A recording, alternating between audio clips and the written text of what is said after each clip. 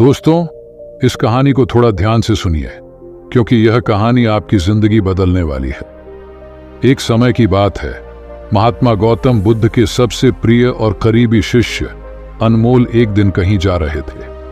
तभी रास्ते में उन्होंने देखा कि एक आधे उम्र का व्यक्ति एक चट्टान के ऊपर बैठकर रो रहा है। यह देखकर अनमोल वहीं रुक गए और उस व्यक्ति के पास जाकर उसके दुखी होने का कारण पूछा। वह व्यक्ति अपने आंसू पोंछते हुए बोला, मैं यहीं पास के ही गांव का रहने वाला एक बदनसीब व्यापारी हूं। मैं जो भी काम करता हूं वही बिगड़ जाता है। व्यापार के चक्कर में मैंने अपनी मां और पत्नी के गहने गंवा दिए, अपने परिवार को खो दिया और यहां तक कि अब तो मेरा घर और खेत भी बिक गया है। मेरी तो किस्मत ही खराब है। उस व्यक्ति की बात सुनकर अनमोल बोले, तुमसे किसने कहा कि तुम्हारी किस्मत खराब है? जरा मैं भी तो जानूं कि तुम्हारी किस्मत में क्या खराबी है।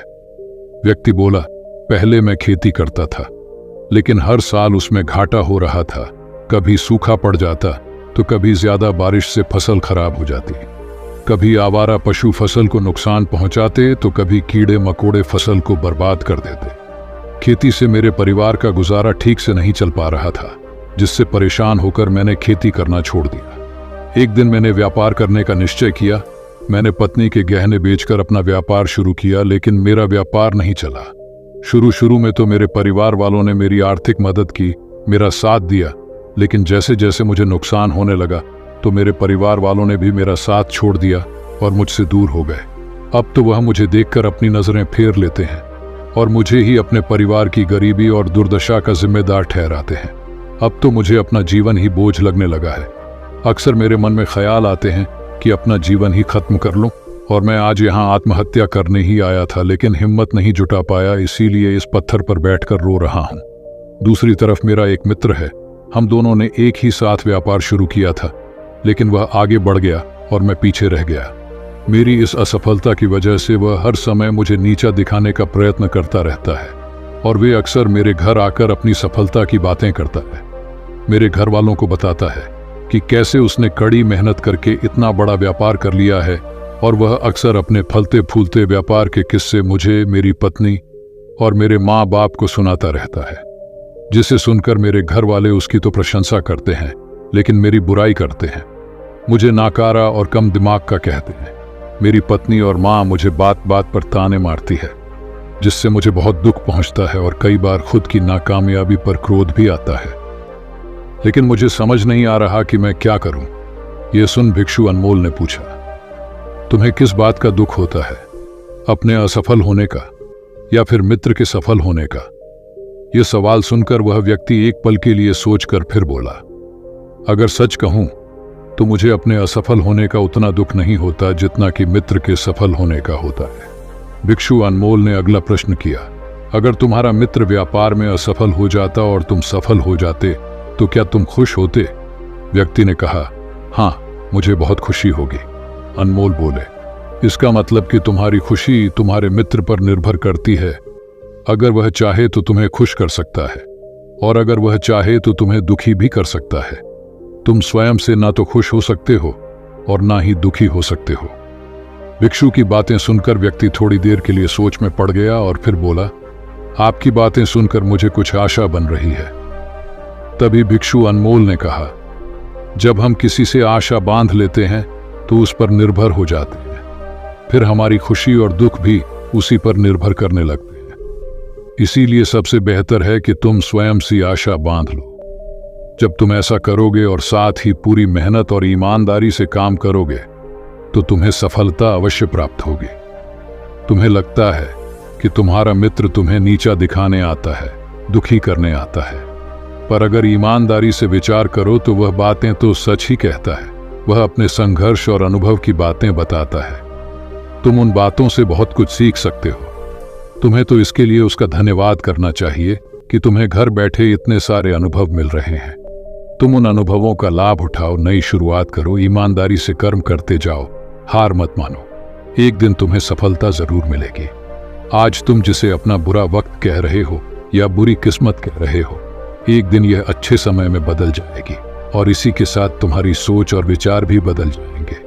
और देखना, जब तुम्हारा अच्छा समय शुरू हो जाएगा तब तुम्हारा मित्र भी तुम्हें अपनी सफलताओं की कहानियां नहीं सुनाएगा, बल्कि तुम्हें अपनी असफलताओं और परेशानियों की बातें सुनाएगा, ताकि तुम उसकी बातें सुनकर भ्रमित हो जाओ, तुम्हारा आत्मविश्वास डगमगा जाए और तुम गलत निर्णय ले सको। लेकिन उस समय भी तुम्हें अपने ही बुद्धि का प्रयोग करना होगा, स्वयं पर विश्वास रखना होगा। जिस प्रकार तुम्हारा मित्र आज तुम्हें दुखी करने आता है, वैसे ही वह उस समय भी तुम्हें दुखी करने आएगा, क्योंकि जिस तरह उसे दुखी देखकर तुम्हें मजा आता, ठीक उसी तरह उसे भी तुम्हें दुखी देखने में उतना ही मजा आएगा। व्यक्ति बोला, आपने सही कहा मुनिवर, लेकिन मेरा सबसे बड़ा दुख यह है कि मेरे परिवार के लोग भी इसमें शामिल हैं। वास्तव में मैं तो अपने परिवार के लिए अच्छा करना चाहता था, उन्हें खुश रखना चाहता था, लेकिन वह भी मेरी बातों और भावनाओं को नहीं समझ रहे हैं, मुझे ही गलत कहते हैं और पिछले कुछ समय से तो वह मेरे साथ भी नहीं रह रहे हैं। भिक्षु अनमोल ने उस व्यक्ति को समझाते हुए कहा, हम हमेशा चाहते हैं कि हम जो कुछ भी करें लोग उसके लिए हमारी प्रशंसा करें, लेकिन आमतौर पर ऐसा नहीं होता। लोग हमारे पास आकर तारीफ नहीं करते, जिससे हम दुखी हो जाते हैं। हमें लगने लगता है कि हमारे मित्र, रिश्तेदार, घर वाले सब स्वार्थी है। लेकिन अगर तुम किसी को अपना परिवार मानते हो और उसके लिए कुछ करना चाहते हो, तो फिर तुम ऐसा क्यों सोचते हो कि तुम दूसरों के लिए कुछ कर रहे हो? वास्तव में तुम अपनी खुशी के लिए सब कुछ कर रहे हो, क्योंकि उन्हें खुश देखकर तुम्हें खुशी होती है। अगर तुम ये मानकर चलते हो कि तुम दूसरों के लिए कुछ कर रहे हो, तो तुम दुखी रहोगे। लेकिन अगर तुम्हें लगता है कि तुम स्वयं के लिए कर रहे हो, तो तुम खुश रहोगे, क्योंकि जब हम स्वयं के लिए कुछ करते हैं या करना चाहते हैं, तो हमें इसके लिए सांत्वना की जरूरत नहीं पड़ती। भिक्षु अनमोल की यह बातें सुनकर उस व्यक्ति के चेहरे के भाव पूरी तरह से बदल गए। उसने कहा, आप सही कह रहे हैं, मैं समझ गया कि अब तक मेरी किस्मत इसीलिए खराब थी क्योंकि वह दूसरों के हाथों में थी। लेकिन अब से मैं अपनी किस्मत को अपने हाथों में रखूंगा, फिर से प्रयत्न करूंगा, पूरी लगन और ईमानदारी से काम करूंगा, और जब तक सफलता नहीं मिल जाती है चैन से नहीं बैठूंगा। उस व्यक्ति की बात सुनकर भिक्षु अनमोल मुस्कुराए और उसे एक छोटी सी डिबिया देते हुए कहा, इस डिबिया को हमेशा अपने साथ रखना। इसमें एक ऐसा मंत्र है जो तुम्हें बड़े से बड़े दुख से भी बाहर निकाल लेगा। लेकिन इस डिबिया को तभी खोलना जब तुम्हारे सारे रास्ते बंद हो जाएं, कोई उम्मीद नजर ना आए और तुम्हें लगने लगे कि सब व्यर्थ है, ये दुनिया व्यर्थ है और यहां रहना भी व्यर्थ है। व्यक्ति ने भिक्षु का धन्यवाद किया और उस डिबिया को लेकर अपने घर वापस आ गया। उसने नए उत्साह के साथ दोबारा अपने व्यापार की शुरुआत की और इस बार उसका व्यापार चल पड़ा। अपनी मेहनत और लगन के बल पर बस कुछ ही सालों में वह एक बड़ा व्यापारी बन गया। उसके परिवार वाले भी उसके साथ आ गए और उसका जीवन बहुत ही सुख, शांति और समृद्धि के साथ बीतने लगा।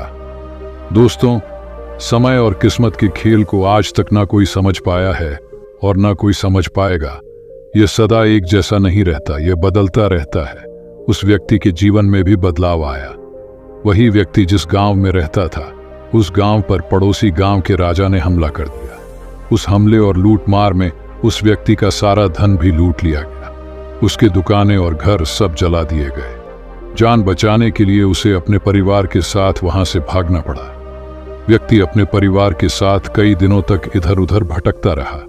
वह दाने दाने को मोहताज हो गया। उसका बच्चा बीमार हो गया और इलाज के अभाव में बीमारी से बुरी तरह रहने लगा। ये देखकर उसका हृदय चित्कार कर उठा।